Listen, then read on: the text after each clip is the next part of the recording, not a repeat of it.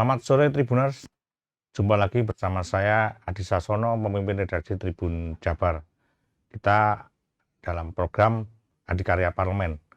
Kali ini saya sudah di studio Tribun Jabar bersama dengan Bapak Enjang Teddy Emsos, anggota Komisi 5 DPRD Jawa Barat. Selamat sore. Selamat sore, Pak Edi Sasono. Selamat sehat, Kang? Alhamdulillah. Sampurasun. Rampes. Ya. Ini namanya melegenda ya di kalangan aktivis Indonesia. Iya dulu. Tapi sekarang cuma saya aja yang pakai. Oh iya.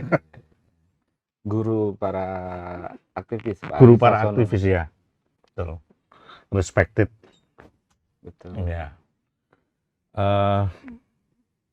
Saya panggilnya Pak Enjang, Pak Teddy. Bebas, Pak bebas ya. Boleh. Pak Enjang ya. Panjang. Enjang Teddy. Oke, Pak.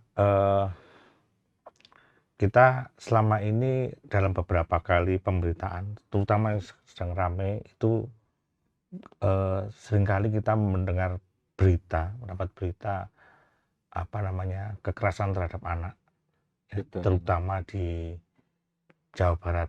Ya. Akhir-akhir ini sering banget gitu ya. Hampir tidak ada bulan yang tidak ada berita tentang kekerasan. Kayaknya kalau beberapa hari ini lebih sering lah. Betul. Ya. Pendapat Pak Enjang gimana? Fenomena kekerasan dan eksploitasi anak ini kan memprihatinkan kita ya. Iya. Kasus terbaru misalnya kekerasan yang viral di media sosial ya. Iya. Kekerasan yang dilakukan oleh anak SMP terhadap temannya.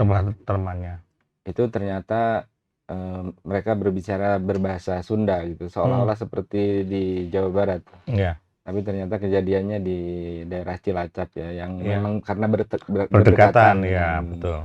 Dengan Banjar gitu, sehingga kemudian bahasanya masih campuran ini Sunda. Anak SMP kemudian melakukan kekerasan terhadap temannya, sampai kabar terakhir kan mengalami luka fisik ya, ada patah tulang rusuknya gitu. Ini saya kira memprihatinkan gitu. Kemudian yang kedua, kejadian terakhir di Kota Bandung juga ada viral anak siswi yang SMP ya ditampar oleh 3 orang temannya di salah satu lapangan gitu. Kemudian dia diancam untuk tidak melakukan pelaporan. Ini kan sebenarnya sangat memprihatinkan ya.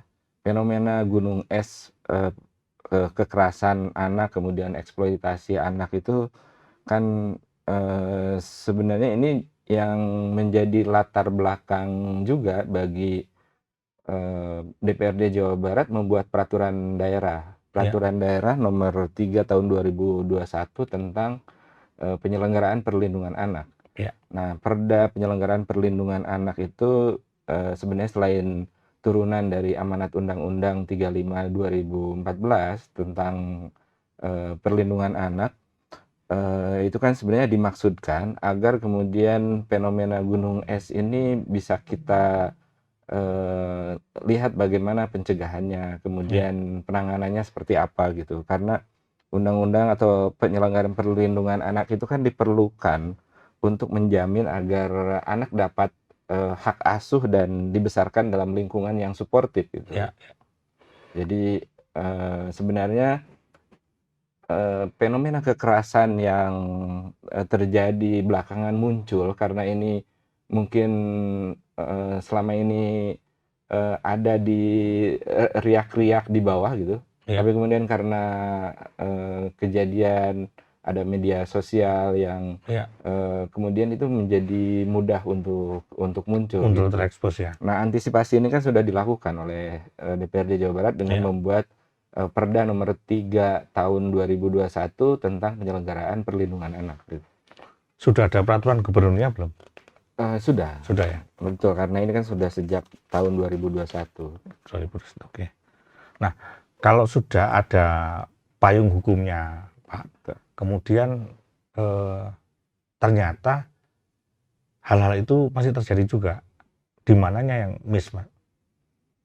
Ya, memang karena mungkin persoalan-persoalan eee, ini banyak terjadi masyarakat, maka sebenarnya, ini kan menjadi kewajiban pemerintah daerah dengan adanya undang-undang ini, dengan adanya Peraturan Daerah Nomor 3 Mhm. 2021 itu harus semakin sering disosialisasikan. Nah, Iya salah iya. satunya dilakukan oleh, anggota DPRD Jawa Barat. Iya iya. Jadi, tugas, DPRD untuk membuat regulasi juga sekaligus untuk Iya. mensosialisasikannya. Karena, apa namanya, ketika sebuah peraturan sudah diundangkan, itu masyarakat dianggap sudah mengetahui gitu. Ini Iya. yang, kemudian kita sadari sekalipun mungkin juga bisa jadi membuat tapi mensosialisasikan Iya. juga gitu.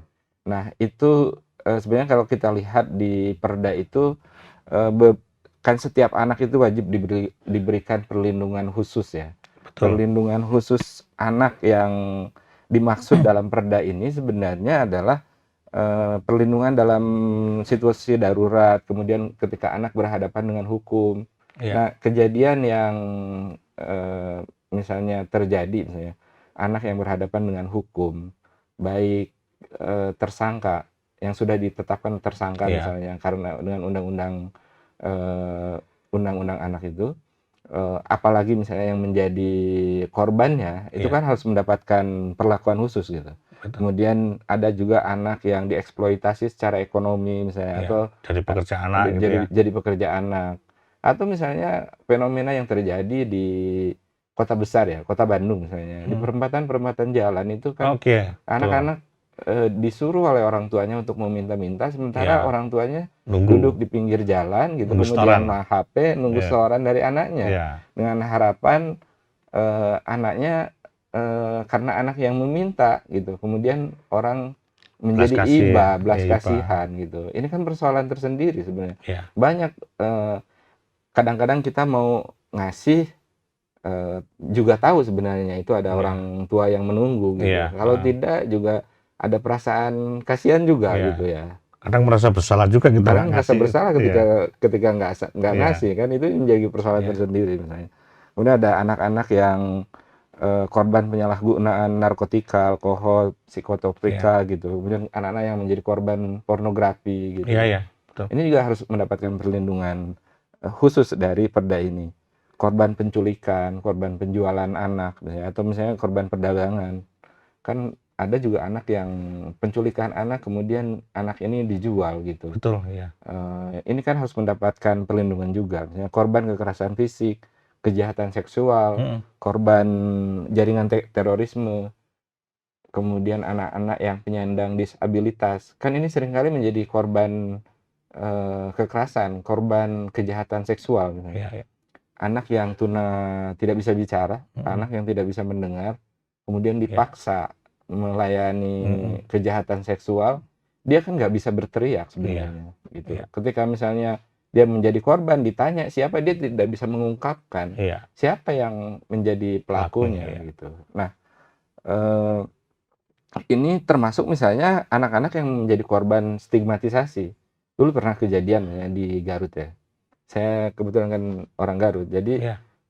pernah kejadian ada satu anak yang distigma oleh masyarakat di sekitarnya bahwa kamu anak, teroris gitu. Oh, karena Anak memang orang teroris tuanya karena ditangkap gitu? nggak ditangkap sebenarnya, Oh. karena misalnya orang tuanya, secara simbolik gitu, kemudian dia menggunakan, penutup Oh, ya, wajah heeh, gitu, oke. sehingga kemudian dianggapnya bahwa yang seperti itu Teroris, teroris. Kan iya. ini Iya, stigmatisasi heeh. gitu. Jadi hal seperti ini kan anak-anak yang seperti itu perlu, diberikan, perlindungan khusus gitu. Betul. Nah, dalam hal yang seperti itu maka sebenarnya di Perda itu, dirumuskan bagaimana pencegahannya agar, Iya.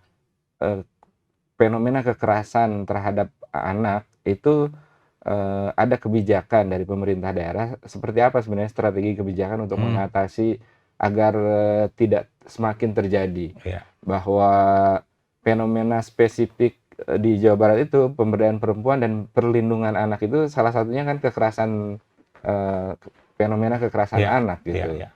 Nah, ini kan harus dirumuskan bagaimana strategi kebijakannya untuk mengantisipasi agar tidak terus-menerus terjadi. Yang ideal seperti apa kira-kira Nah, menurut di Kang Injar? Perda itu gitu, kan kita bicara Perda Provinsi nomor 3 tahun 2021 gitu. Di Perda itu sebenarnya dirumuskan beberapa hal gitu. Kalau misalnya melihat kejadian yang terjadi kemarin bisa jadi mungkin karena pola asuh gitu. Pola asuh tentu saja harus ada peningkatan kesadaran orang tua bagaimana mengasuh pola asuh di rumah gitu. Kemudian memberikan kesadaran kepada anak bahwa sebenarnya kekerasan verbal dan fisik itu berkonsekuensi hukum Iya, terhadap anaknya. Anak kan seringkali yang seperti itu karena dia ingin merasa dianggap sebagai jagoan gitu iya, oleh teman-temannya gitu. iya, iya, iya, Kan seringkali suka ada betul. geng-gengan gitu ya anak-anak itu. Kemudian tentu saja adalah masyarakat, kemudian lembaga pendidikan, lembaga penyelenggara layanan mengenai hak dan perlindungan anak. Kemudian yang kedua, perumusan pencegahannya itu bisa dilakukan dengan pencegahan dan penanganan resiko kekerasan dan kejahatan, kemudian perlakuan salah terhadap anak. Nah, itu kan, resiko-resiko yang seperti itu ketika anak melakukan kekerasan terhadap, temannya itu dia bisa jadi tidak sadar, akibatnya akan Dia tidak fatal, tahu konsekuensinya tidak juga, tahu Mas. konsekuensinya Iya, juga gitu. baik terhadap Mungkin temannya maupun terhadap dirinya sendiri ya. baik terhadap teman atau dirinya sendiri. Terhadap dirinya sendiri dia akan diproses secara hukum, Iya, sekalipun misalnya dengan Undang-Undang Perlindungan Anak ya gitu. iya, sementara terhadap temannya bisa merusak nyawa itu. Merusak nyawa gitu. Iya, Bahkan mungkin si pelaku itu yang akhirnya kemudian dibully juga gitu, iya, secara tidak sadar oleh kita, si iya, pelaku itu oleh masyarakat, dia tidak sadar kalau misalnya itu akan menyebabkan, iya, fatal, temannya tulang rusuknya, patah, patah iya, gitu. Dia kemudian akan berhadapan dengan hukum. iya. Ini Ya juga secara kan sosial juga dihukum itu secara berarti. sosial juga dihukum. Iya. Bahkan saat itu kan kabarnya anaknya dikepung mau Iya, pas mau diambil polisi kan diambil itu. polisi itu. Nah, itu kan sebenarnya, mungkin tidak disadari. Nah, kemudian yang ketiga misalnya anak itu kita harus ada pendidikan dan konseling untuk orang tua wali, kemudian orang tua asuh mengenai pengasuhan anak. Karena hal seperti ini kan seringkali juga terjadi di lembaga-lembaga pendidikan yang anaknya terpisah dari orang tua. Misalnya dari pesantren, Iya, di asrama, mhm, kemudian di panti asuhan. Kan yang seperti ini harus disampaikan, pendidikan dan konseling itu tidak hanya untuk orang tua yang di rumah saja, mhm, yang melakukan pengasuhan terhadap anak di rumah, tapi juga kepada penyelenggara, pendidikan iya, yang ya seperti pesantren atau boarding school. Karena fenomena kekerasan anak juga seringkali terjadi di situ ada juga, juga iya, terjadi di situ gitu. Kemudian misalnya tadi kan, yang di pesantren, yang di panti asuhan itu kan sebenarnya pengasuhan alternatif bagi anak yang terpisah dari iya, lingkungan orang keluarganya. Nah, ini kan harus juga diberikan pendidikan kepada mereka. Kemudian selanjutnya, ada jaminan keberlangsungan pendidikan. mhm, Nah, ini karena ini kasuistik yang sudah ditangani ya, yang di, Cilacap itu, baik anak yang menjadi pelaku ataupun yang menjadi korban, itu kan keberlangsungan pendidikannya ada hak anak yang melekat pada keduanya. iya, pasti dengan menghadapi persoalan seperti itu bisa tercabut itu hak-haknya itu, Ya, iya kan? bisa tercabut hak-haknya. Padahal, sebenarnya si anak itu harus juga tetap Tetap mendapatkan terjamin harusnya ya kan jaminan, ya, harus oke, mendapatkan jaminan perlindungan, keberlangsungan pendidikannya. Kemudian, selanjutnya pencegahan itu adalah, layanan kesehatan dan bantuan hukum, cuma-cuma, mhm, termasuk kepada anak yang menjadi pelaku. Dia iya juga harus betul, diberikan bantuan karena haknya harus dijamin ya, diadvokasi, dijamin gitu. Sehingga, anak-anak dalam situasi darurat juga harus iya, dilindungi gitu, betul, dicegah. Kemudian yang kedua, strategi kedua itu adalah, strategi pencegahannya peningkatan kesadaran keluarga dan lembaga terkait. Jadi sudah disinggung kan gitu ya, iya, untuk bagaimana pemahaman dan kesadaran orang tua mengenai pengasuhan anak. Nah, pengasuhan anak ini kan sesuatu yang, penting karena yang pertama adalah di rumah. Ketika anak tidak mendapatkan pengasuhan yang baik di rumah itu, ke sekolah, lembaga pendidikan itu bisa jadi anak-anak itu kan melampiaskan ketika pengasuhan Ya. orang tuanya salah Nah, di menurut Kang lingkungan. Enjang, siapa yang seharusnya bertanggung jawab pada pendidikan, terutama kepada orang tua nih? Kalau anak-anak bisa lewat sekolah, tapi kalau orang tua lewat mana? Sebenarnya orang tua itu kan ini harus kerja sama, semua pihak di Perda ini Iya, makanya diatur bahwa ada tanggung jawab masyarakat. Bagi orang tua yang anak-anaknya di lembaga pendidikan itu, kan misalnya pihak sekolah, ada komite sekolah. mhm, Komite sekolah itu seringkali hanya berfungsi dikumpulkan ketika ada kebutuhan sekolah itu. kebutuhan Iya, sekolah, oke iuran, oke, ada iuran, ada sumbangan. mhm, Iuran kan sekarang sudah tidak boleh ya. iya. Kalau sumbangan boleh. Kalau Apa sumbangan bedanya itu sebetulnya? bedanya itu sumbangan itu kan tidak ditentukan, Iya, seridhonya, tapi seringkali dimaknai iya salah gitu. iya. Nah sebenarnya kan komite bisa berperan untuk Iya, itu itu gitu. ini peran-peran yang dilupakan sebenarnya. Peran-peran yang dilupakan, termasuk misalnya dengan sekolah bekerja sama dengan komite, mengumpulkan orang tua, Iya itu memberikan penyadaran, iya pendidikan, pemahaman iya, tetap harus terkait ada lembaga dengan yang hak-hak bisa menjadi anaknya. saluran itu ya. Betul, dan Iya medianya sebenarnya ada di sekolah. Jadi sesungguhnya komite itu perannya bisa dilakukan juga untuk menjadi mitra, sekolah bersama orang tua iya, mendidik betul. mendidik anaknya Mhm, gitu. iya Jadi iya pemahaman, kesadaran mengenai kekerasan dan kejahatan gitu, kemudian penelantaran dan perlakuan salah terhadap anak, itu juga bisa terjadi. Misalnya gini, ada orang tua yang menyekolahkan anaknya, menitipkan anaknya ke pesantren, itu ada yang motifnya itu biar nggak pusing di rumah, oh ya, lepas tanggung jawab ini lepas ya. tanggung Iya jawab gitu. Kemudian ketika sudah di pesantren ada guru, ada pengasuhnya gitu, iya, dia merasa sudah bebas selesai, ini. bebas Iya kewajiban untuk mendidik anaknya. Padahal kan sesungguhnya orang tua dengan, pengasuh di pondok pesantren karena ini kan terkait juga dengan anak yang terpisah mhm dengan lingkungan keluarganya mhm, di Perda ini. Itu kan harus ada tetap ada komunikasi iya iya antara iya, antara orang tua dengan para pengasuhnya gitu. betul, iya iya, Nah, pendidikan itu sebenarnya kan bisa dilakukan, sinergi dan kolaborasi antara anak dengan, pengasuh iya, atau antara kalau di sekolah umum misalnya, ya kalau misalnya kan kalau anak-anak yang sudah besar SD, SMP, SMA itu tidak seperti anak-anak PAUD yang anaknya iya, orang tuanya menunggui kan gitu. Tapi sebenarnya mungkin harus ada forum sebulan sekali, mhm, 2 minggu sekali atau 3 bulan sekali itu ada ya forum misalnya pelaporan ya, iya, parenting, iya, pelaporan, menyampaikan sehingga kemudian kerjasama pengasuhan antara orang tua dengan sekolah itu ada keberlangsungan atau ada sinergi. Tahu anaknya seperti seperti apa perkembangannya di sekolah betul, gitu. iya. Kang, jadi, pertanyaan saya begini kemudian Kang, siapa kemudian atau lembaga mana atau institusi mana yang bisa memastikan prosedur-prosedur itu berjalan dengan baik? Misalnya, apa namanya, komite di sekolah sudah melakukan tugasnya, atau komite di pesantren sudah melakukan tugasnya, seperti itu. Ada nggak kira-kira lembaga yang kemudian, bisa memastikan, apa namanya, proses itu berjalan dengan ya kalau mungkin 100% enggak ya, tapi kalau misalnya dioptimalkan gitu.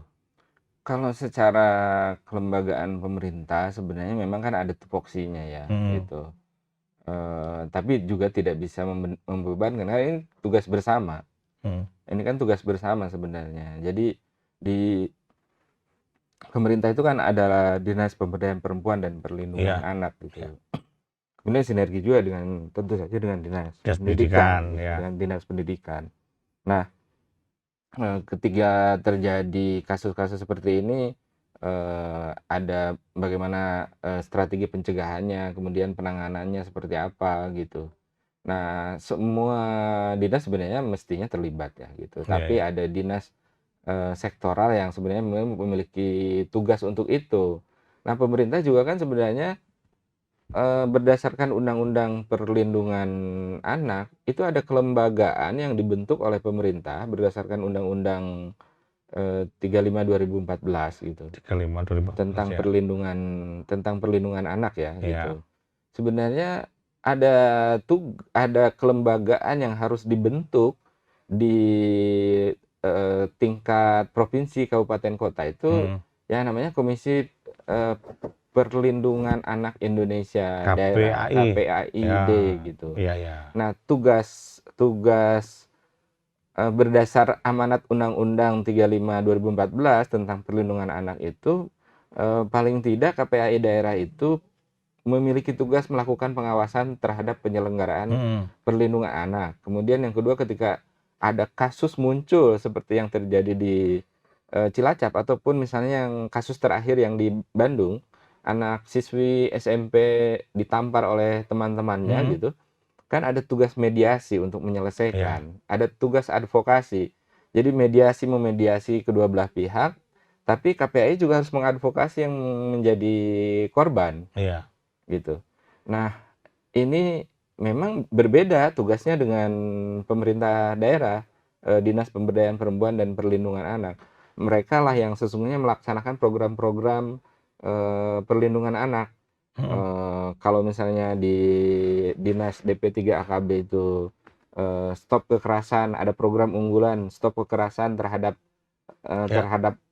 anak gitu. Kemudian mereka memiliki program CKAS itu cegah kekerasan anak gitu. Nah, ini lembaga, ini kan eksekutif ya. Betul. Yang pengawasnya kalau pemerintah daerah itu legislatifnya gitu. Tapi ini KPAID itu tugasnya ada tugas pengawasan gitu, tugas mediasi, kemudian tugas mengadvokasi ketika ada anak-anak yang menjadi korban. Ketika ada kejadian gitu. Kemudian selanjutnya KPAI daerah itu punya tugas untuk memberikan masukan ke pemerintah daerah untuk terkait dengan penyelenggaraan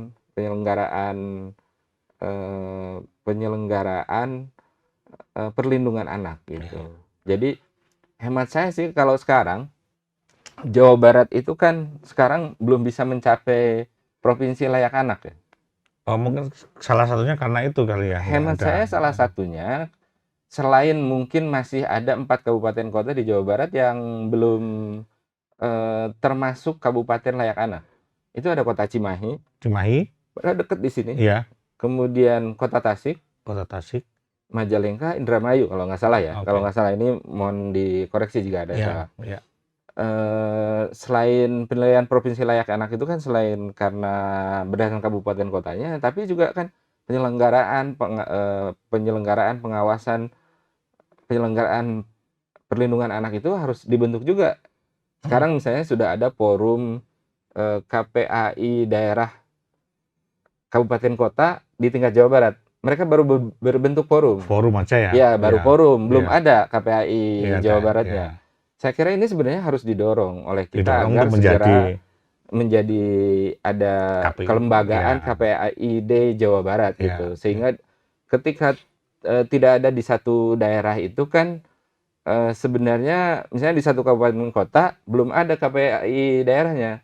Itu kan ketika terjadi persoalan-persoalan itu mereka mengadu ke KPAI di sekitarnya. Misalnya di Kabupaten Garut nih, belum ada KPAI daerah.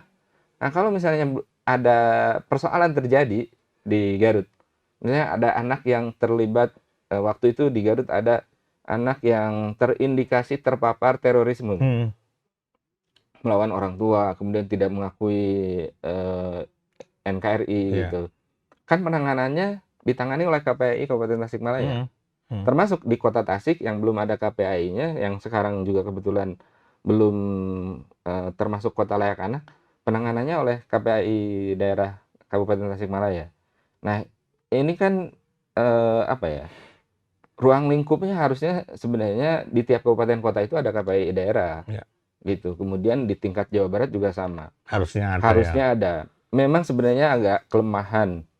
Ada celah untuk menghindar membentuk KPAI daerah gitu karena di undang-undangnya disebut jika dianggap perlu. Nah, sehingga kemudian bukan sesuatu yang wajib. Nah, ketika fenomena kekerasan anak ini muncul semakin banyak, menjadi fenomena gunung es tiba-tiba meletup gitu. Gitu. Saya melihat bahwa keberadaan KPAI daerah Jawa Barat itu menjadi sesuatu yang urgen, menjadi perlu gitu. Nah, sekalipun memang karena misalnya itu tidak belum terakomodir di undang-undang di Perda Perlindungan Anak gitu, pola pembentukannya bisa melalui rintisan gitu. Ya, Rintisan itu ada rekomendasi dari KPI pusat gitu, kemudian ke pemerintah daerah melalui Pergub, peraturan gubernur, membuat KPI. KPI daerah. Oke. Nah, sebenarnya kalau menurut Kang Enjang, apa sih susahnya? Atau apa sih yang menahan orang untuk tidak, orang-orang yang lembaga-lembaga terkait itu tidak membentuk ini? Yang saat Masalahnya itu ini apa? pernah saya sampaikan di rapat Komisi 5 dengan Dinas Pemberdayaan Perempuan dan Perlindungan Anak. Jadi saat itu tahun 2018 para stakeholder pemerintah di Jawa Barat itu sudah sudah membicarakan terkait ini. Hmm. Tapi waktu itu bahasanya belum dianggap perlu. Nah, Oke. kalau menurut saya sih apa yang kemudian sekarang menjadi harus dianggap perlu? Ya ini Banyak satu, kejadian ini ya.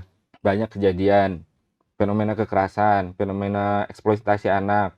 Kemudian yang ketiga, misalnya provinsi layak anak belum tercapai gitu. Hmm. Nah, saya kira ini harusnya menjadi pendorong pemerintah daerah, Pak PJ Gubernur untuk segera membentuk KPI daerah Jawa Barat gitu. Sehingga kemudian misalnya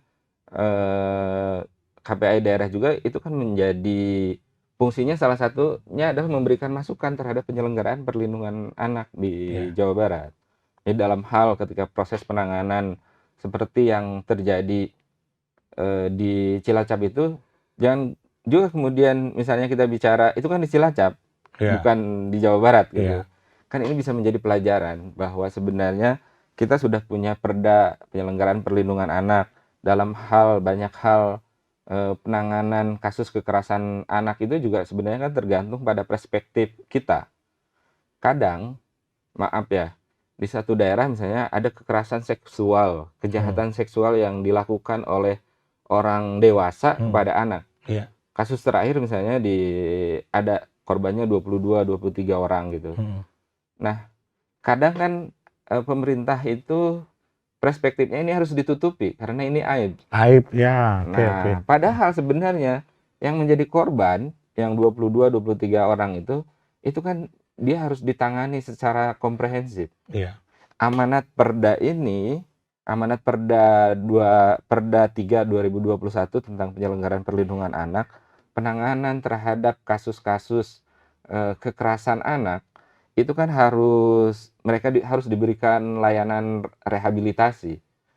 Rehabilitasinya harus komprehensif, menyangkut fisik, menyangkut medis.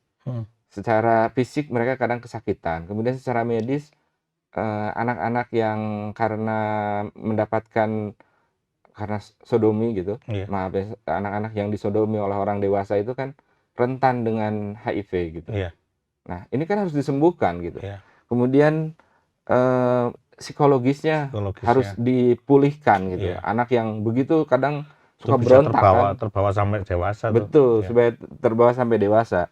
Kemudian secara psikologis, pendidikannya harus diselamatkan. Kadang-kadang anak yang menjadi korban begitu nggak mau sekolah. Kan ini harus diterapi dulu gitu. Diterapi itu kan butuh juga, dia diterapi. Kemudian secara sosial, dia korban tapi oleh masyarakat dikucilkan. Kan kadang begitu. Maka oleh karena itu sebenarnya penanganan secara komprehensif itu perlu dilakukan. Jangan sampai kemudian anak yang menjadi korban itu menjadi korban bukan menjadi korban ya? berikutnya. Iya, menjadi korban. Dia malah jadi pelaku. Oke, ya. Jadi anak korban kekerasan seksual itu kalau tidak ditangani secara komprehensif, secara psikologisnya, dia akan menjadi pelaku. Kejadiannya sudah pernah terjadi ini memang kalau disebut ya beberapa bulan lalu ya, misalnya di Garut, di Cibatu gitu. Itu anak yang menjadi pelaku kekerasan seksual terhadap anak yang lebih di bawah usianya di bawah itu, dulunya dia pernah menjadi korban Ya, kekerasan seksual. Itu kenapa seperti itu? Karena anak ini tidak diterapi, tidak diselesaikan secara ya, komprehensif akhirnya gitu. menjadi pelaku Akhirnya jadinya. menjadi pelaku. Iya, Jadi memang sebenarnya pemenuhan apa ya, layanan rehabilitasi itu harus komprehensif iya, gitu. Jangan dipandang sebagai sesuatu yang aib, tapi penanganannya tidak komprehensif. iya, Maka oleh karena itu sebenarnya terhadap korban anak-anak yang menjadi korban kekerasan anak, kekerasan seksual anak gitu, itu kan harus direhabilitasi secara fisik, secara medis, secara psikologis, iya. pendidikannya harus dijamin, kemudian secara sosial juga anak itu tidak boleh kemudian menjadi dikucilkan Ya. gitu. Jadi intinya apakah gini, mungkin kalau kita pendekkan itu dengan adanya KPAI daerah provinsi ya, Betul. penanganan secara komprehensif itu bisa lebih terjamin gitu. Ya paling tidak ada lembaga yang melakukan pengawasan terhadap Iya. proses penyelenggaraan perlindungan Heeh. anaknya gitu. Ada yang melakukan pengawasan. Ketika ada kejadian, lembaga ini bisa berperan, bisa turun melakukan mediasi antara pelaku dan korban Iya. sebelum masuk ke wilayah hukum misalnya ya gitu. Ditangani secara hukum. Ketika anak berhadapan dengan hukum. Kemudian misalnya yang anak yang menjadi korban itu dia diadvokasi, ada lembaga yang melakukan Iya. advokasi gitu. Nah, Kang, sebagai anggota dewan, eh, apakah Kang Enjang punya target waktu untuk supaya ini segera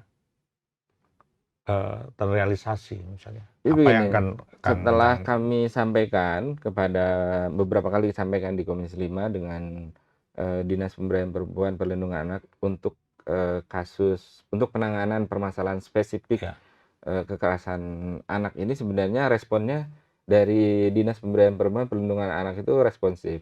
Hmm. Bu Kadis DP3 AKB itu sudah mengumpulkan para stakeholder dan para pemerhati orang yang peduli terhadap perlindungan anak itu ditanyai. Jadi semacam dimintakan pendapatnya, masukan Hmm. untuk pembentukan Pembentukan KPAID KPI. ini. Ini sebenarnya kan untuk proses percepatan gitu, ada 2 mekanisme pembentukan gitu. Hmm. Satu, jalurnya rintisan. Rintisan itu KPAI pusat merekomendasikan kepada pemerintah daerah untuk Untuk membuat segera rintisan. membentuk Ya. KPAI daerah melalui rintisan Ya. rekomendasi. Kemudian gubernur membuat peraturan gubernur membentuk KPAID Jawa Barat. Kemudian yang kedua, ini mungkin tahapannya agak panjang ya. Perda Perlindungan Anak ini direvisi gitu, kemudian diakomodir di Perda Perlindungan Anak memasukkan isu pembentukan Hmm. KPAID Jawa Barat. Ya. Tapi kan pembentukan perubahan perda ini agak lama ya Ya. mekanismenya. Makanya sebenarnya proses rintisan bisa lebih cepat gitu. Ya. Karena responnya sudah bagus dari Dinas DP3 AKB, hemat saya sih dalam 1 tahun ke depan gitu, karena untuk 1 tahun ke depan semestinya sudah bisa 2024 harusnya ya sudah bisa. 2024. Jadi Pak PJ Gubernur ini bisa jadi punya legacy gitu. Ya. Ya. Ketika selesai menjabat itu, menjadi pejabat gubernur, maka KPID Jawa Barat Udah sudah terbentuk, terbentuk dan udah gitu, jalan ya. sudah jalan. Jadi kan di Perda juga sebenarnya ada tanggung jawab pemerintah daerah untuk Hmm. penyelenggaraan perlindungan anak itu Ya. gitu. Jadi dalam Perda itu banyak sebenarnya. Misalnya kewajiban pemerintah daerah menyediakan taman sosial, panti sosial, penitipan anak, kemudian Hmm. kelompok bermain, taman rumah perlindungan sosial anak, rumah aman yang terintegrasi misalnya. Jadi Ya. itu kewajiban pemerintah daerah membuat panti sosial rehabilitasi anak ketika berhadapan dengan hukum. Kemudian panti sosial rehabilitasi anak yang membutuhkan perlindungan khusus. Panti sosial rehabilitasi anak penyandang disabilitas mental. Anak yang netra, kemudian rungu Hmm. bicara dan eh, disabilitas lain gitu. Intinya ada ini ya, Ada kewajiban pemerintah kewajiban daerah untuk sebenarnya. memastikan hak-hak anak itu Memastikan ya. hak-hak anak gitu. Nah, tapi sebenarnya ada hal juga yang jangan dilupakan. Partisipasi tanggung jawab masyarakat juga perlu gitu. Jangan semuanya ditimpakan kepada pemerintah daerah gitu. Ya. Ada masyarakat yang juga menyelenggarakan perlindungan anak. Bisa oleh perorangan, kemudian bisa lembaga. Lembaga itu Oke. kan ada masyarakat yang membuat panti sosial asuhan anak gitu. Ada organisasi keagamaan yang membuat program bagaimana mereka peduli terhadap perlindungan anak. Organisasi sosial kemasyarakatan, kemudian lembaga-lembaga sosial lain, dunia profesi juga misalnya peduli dengan perlindungan anak, sarjana psikologi gitu. Ya. Para psikolog mereka membuat program perlindungan anak, terapi, kayak proses rehabilitasi itu kan Ya. butuh para sarjana psikologi ya gitu. Betul, ya. Kemudian dunia usaha dan tentu saja Bapak dari media massa. Iya, Kan kami media massa ini betul. kan harus Iya, mensosialisasikan terus betul, iya, bagaimana betul. kemudian Itu peran kami memang. itu perlindungan terhadap anak-anak yang sekarang apa ya, sehari-hari pegang gadget gitu. Iya. Sebenarnya kalau konten media itu dipenuhi dengan apa namanya, dengan konten-konten yang ramah anak, mereka membaca, mendapatkan pendidikan, kan salah satu peran Iya, teman-teman media itu betul. adalah menyediakan konten yang ramah anak, kemudian mendidik, menyadarkan bahwa ini loh ada sebenarnya ada apa namanya, resiko ketika kekerasan dilakukan gitu. Iya, iya. Kan para pelaku kekerasan anak-anak yang melakukan kekerasan terhadap temannya itu bisa jadi nggak tahu gitu. Iya. Jadi peran strategis media itu luar biasa. Iya, siap Kang. Kang, ini kita agak ini ya, ada alokasi waktunya ya. Oh iya, Iya. siap. Ini kan kalau kita bicara masalah anak-anak kan mestinya tidak terkait sangat terkait dengan ketersediaan sekolah, Oh terutama betul, SMA ya kan. betul. Ya SMA Kayaknya yang menjadi mitra DPRD Jawa Barat, Komisi betul 5, ya, mestinya betul. seperti itu kan.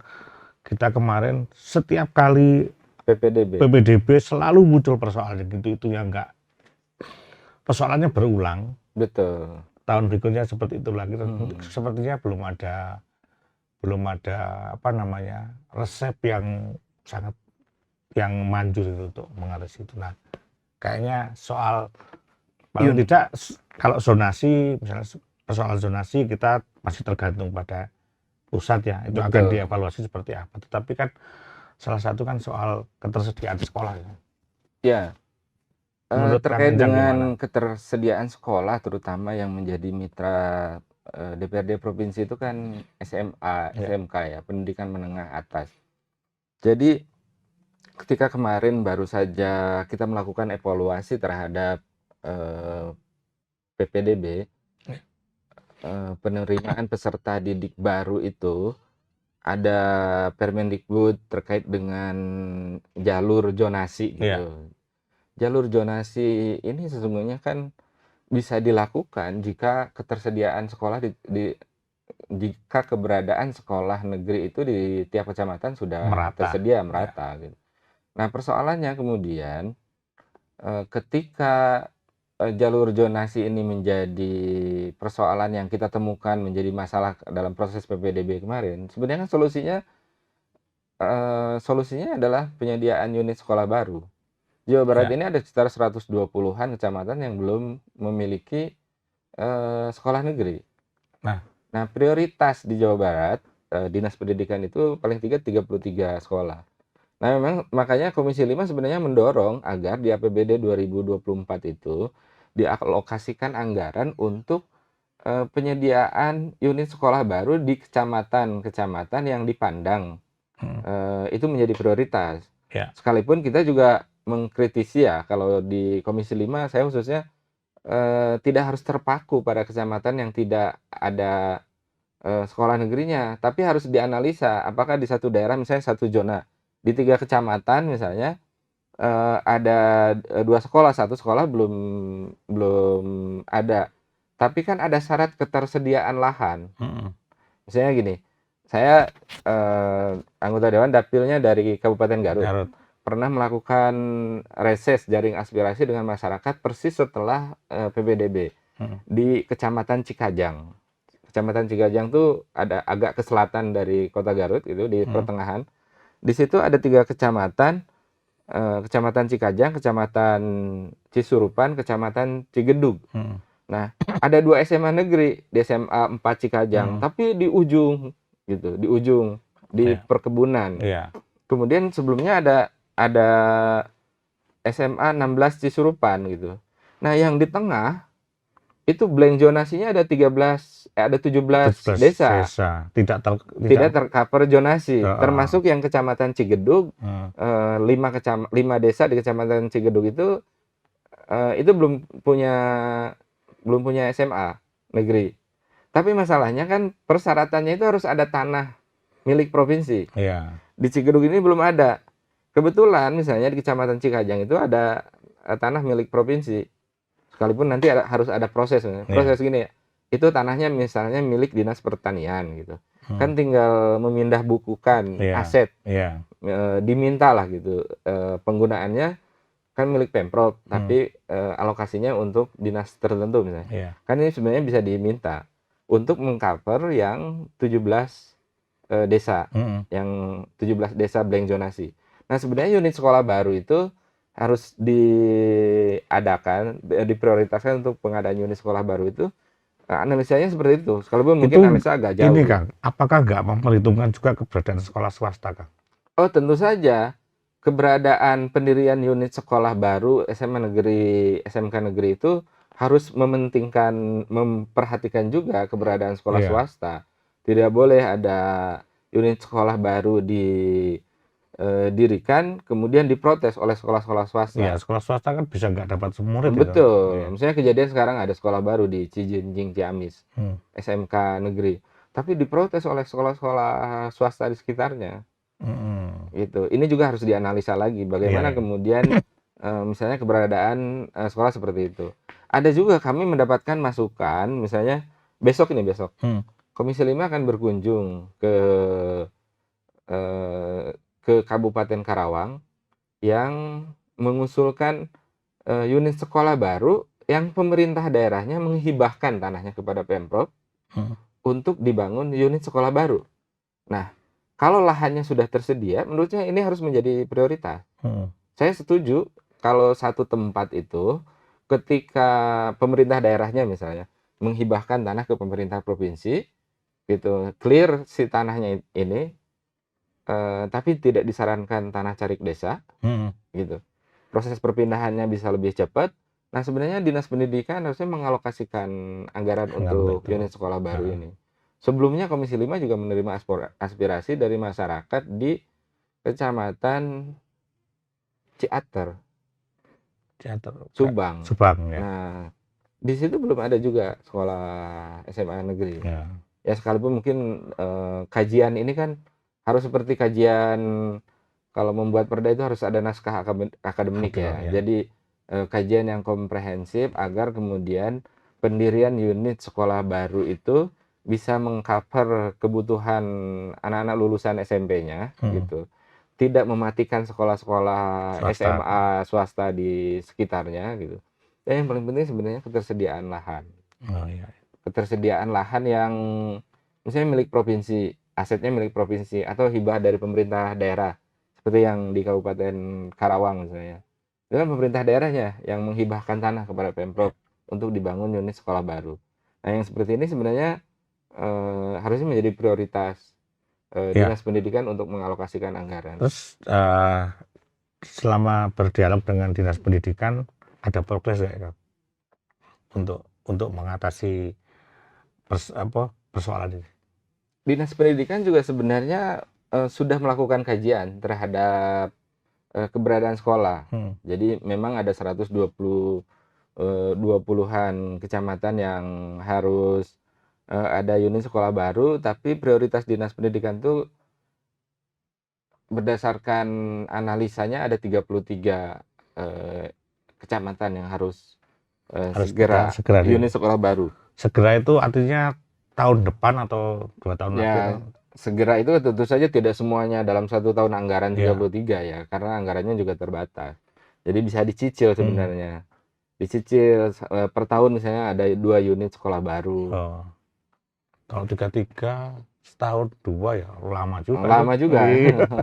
Kan sebenarnya tergantung ketersediaan anggaran juga ya. Iya, Jadi ya pangkas ketersediaan lah. anggaran itu Program-program yang nggak penting pangkas lah itu. betul, Iya setuju. kan gitu ya. Tinggal kemudian kan nanti melakukan analisa. Jadi Bapeda bersama Dinas Pendidikan itu melihat apa anggarannya seperti apa gitu. Iya. Ketersediaan anggarannya. Kang, mungkin soal lain Kang. Beberapa beberapa bulan terakhir itu juga masih ada yang mempersoalkan soal P3K. Oh iya. Ya. Itu kan masuk di Komisi Akang 5. juga ya, Komisi 5 juga ya. Ya, P3K itu kan termasuk P3K sektor pendidikan, Ya. pendidikan kesehatan gitu. Ya. Kita juga mendorong sebenarnya Dinas Pendidikan untuk segera menuntaskan persoalan sisa teman-teman guru honorer yang belum terakomodir menjadi P3K. Ya. Nah, di tahun ini untuk sektor Dinas Pendidikan itu mengajukan ke pemerintah pusat, kan sifatnya kalau dari sini ajuan gitu. Iya. Pemerintah pusat sekitar 5 ribuan guru Jabar ya. honorer Ya. ya se-Jawa Barat diusulkan menjadi ini P3K. Diusulkan menjadi P3K. Tapi jadi P3 pendidikan, P3K kesehatan. Nah, ini yang menarik ya. Di sektor lain sebenarnya. Nah, Kemarin di Kabupaten Garut, saya dari Kabupaten Garut, kemarin kita mengalami musibah. Kan sekarang rumah sakit terbakar ya. ya rumah sakit RSU Kabupaten Garut itu terbakar gitu.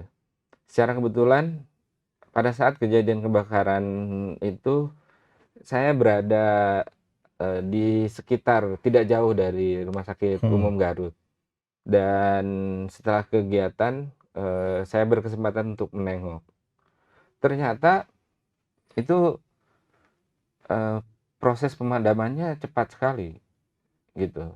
Jadi respon pemerintah daerah misalnya Dinas Kebakaran, kemudian BPBD, unsur lain misalnya Brimob Polda Jabar yang batalion pelopor yang ada di Kabupaten Garut itu memberikan dukungan water cannon yang biasa digunakan untuk menghadapi demonstran itu. Itu digunakan untuk melakukan pemadaman juga. Dinas Kebakaran mengerahkan banyak mobil-mobil kebakaran gitu. Ternyata itu kan baru saja sebenarnya memadamkan musibah kebakaran hutan lahan Karhutla di Garut Utara gitu. Nah, mereka baru pulang sekitar jam 10-11 ya. Kebakaran RSU itu jam 12.30 kalau nggak salah. Nggak sempat istirahat itu. Nggak sempat istirahat gitu. Mereka langsung sigap ke sana, kemudian alhamdulillah kebakaran itu tidak meluas ke bangunan-bangunan lain karena bisa dilokalisir dan api bisa dipadamkan segera gitu.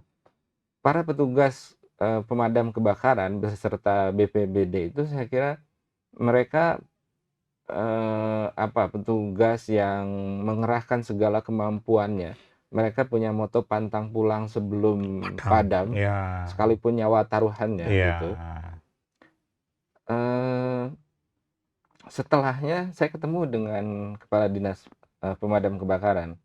Beliau menyampaikan, saya baru berkenalan pada saat itu. Ternyata itu para petugas pemadam kebakaran itu di Kabupaten Garut ada sekitar 76 orang yang masih honorer. 76 orang ya. Tenaga honorer gitu. Nah, saya kemudian disampaikan aspirasi bahwa para honorer di Dinas Pemadam Kebakaran, termasuk juga mungkin yang BPBD atau dinas-dinas lain yang garda depan dalam bencana ini ya. Dalam bencana itu mungkin harus mendapatkan penghargaan khusus ya, Iya, perhatian khusus. Paling tidak sebenarnya diusulkan untuk, kuota khusus, P3K, pemadam iya, kebakaran. Jadi yang iya, masih honorer itu dicicil lah iya, gitu, iya. diusulkan oleh pemerintah daerah.